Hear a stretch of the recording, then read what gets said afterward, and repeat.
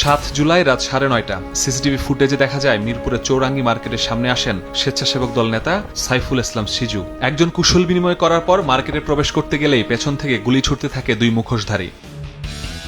গুলি করে পালাতে গেলে ধাওয়া দিয়ে এক যুবককে আটক করে এলাকাবাসী। জানা যায় আটক শান্ত ভুইয়া মিরপুরে চিহ্নিত চাঁদাবাজ জাকিরের সহযোগী। ফুটপাতে চাঁদা নিয়ে দ্বন্দ্বে এই ঘটনা ঘটেছে বলে দাবি করা হলেও অস্বীকার করেছেন চিকিৎসাধীন সিজু।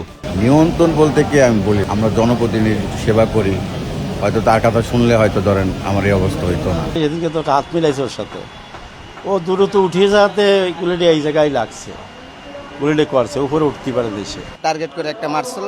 আমি সাইডে সরে গেছি, পরে গলির ভিতরে যায় আর খুঁজে পাই না। পরে একজন যায় দেখছে মসজিদের ঢুকছে 3 তলায়। এই ঘটনাই প্রথম হচ্ছে, আমরা চাই এটা সুষ্ঠু একটা বিচার হোক। এই ঘটনায় এলাকায় এখনো বিরাজ করছে আতঙ্ক। স্বেচ্ছাসেবক দলের নেতাকে প্রকাশ্যে শুধু গুলির ঘটনায় নয়, মিরপুরে ঘটে যাচ্ছে একের পর এক অপরাধ। কখনো শীর্ষ সন্ত্রাসীদের দৌরাত্ম্য, আবার কখনো কিশোর গ্যাংয়ের অপতৎপরতা। তাহলে প্রশ্ন হচ্ছে, মিরপুর কি মোহাম্মদপুরের মতোই অপরাধপ্রবণ এলাকা হিসেবে পরিণত হচ্ছে? আজকে আমরা তুলে ধরার চেষ্টা করব মিরপুরের বিভিন্ন অপরাধের চিত্র। গত 28 জুন পল্লবীর পলাশনগর এলাকায় হানা দেয় 1 থেকে 150 কিশোর গ্যাং সদস্য। দিনে দুপুরে হামলা চালায় বেকারি ও এমব্রয়ডারি কারখানায়। এক সপ্তাহ না যেতেই আবারও হানা দেয় কিশোর গ্যাং সদস্যরা। এবার রাতে সিসিটিভি ক্যামেরা ভেঙে শুরু করে তাণ্ডব, লুট করা হয় মালামাল। চাপাড়ি লয়ে আইছিল, সুরিয়া ছিল, ওগুলা লয়ে আইছিল। বাইরে চাইছে, বাইরে যায় না, দূরে দূরে মারতাস। ভাঙচুর শুরু করে সব নিয়ে গেছে। 5 মিনিটের মধ্যে ওরা কাজ শেষ করে চলে গেছে। কারখানা লুটের পাশাপাশি ছিনিয়ে নেওয়া হয় পথচারীদের ফোন। এমন কাণ্ডে আতঙ্কে 7টি কারখানা বন্ধ করে রেখেছে মালিকরা। শীর্ষ সন্ত্রাসী ফরিস্টার গ্রুপ কিশোর গ্যাং সদস্যদের দিয়ে এর আগেও এমন ঘটনা ঘটিয়েছে মিরপুরে। মন উদ্যোগ বেকারিটার থেকে সবকিছু নিয়ে গেছে, তারপরে এইদিকে এসে এই এমব্রয়ডারি থেকে সবকিছু নিয়ে ভাঙ্গা চুরা পরারা চলে গেছে। বাইরেটা পোলাপান মোবাইল নিয়ে গেছে। তারপরে আমার সামনে রুটি মুটি ছিল, দোকানের মালামাল ছিল, তো টান দিয়ে নিয়ে আইছে।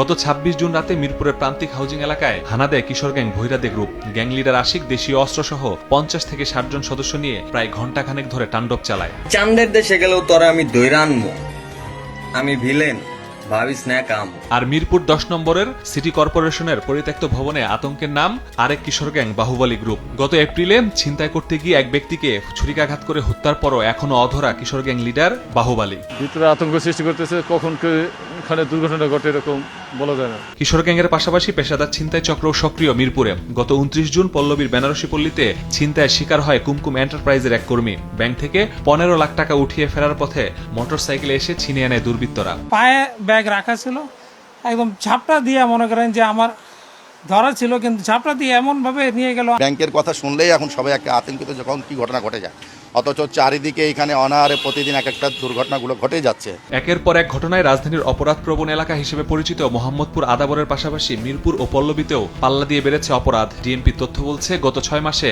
মিরপুর বিভাগে খুন হয়েছে 22টি, যেখানে তেজগাঁও বিভাগে 15টি। ডাকাতিও বেশি হয়েছে মিরপুরে, তবে ছিনতাই ও চাঁদাবাজির মামলা বেশি তেজগাঁওয়ে। পুলিশ বলছে ভাসমান অপরাধী বেশি হওয়ায় মিরপুরে অপরাধ কমছে না। ভাসমান লোকজন আসে, আবার শুধুমাত্র পল্লবীতেই 39টা কিন্তু ক্যাম্প আছে।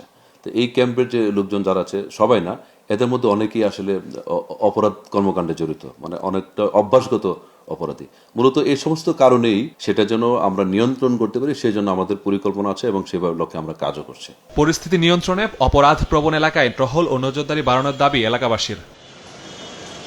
মাসুদুর রহমান, সময় সংবাদ, ঢাকা।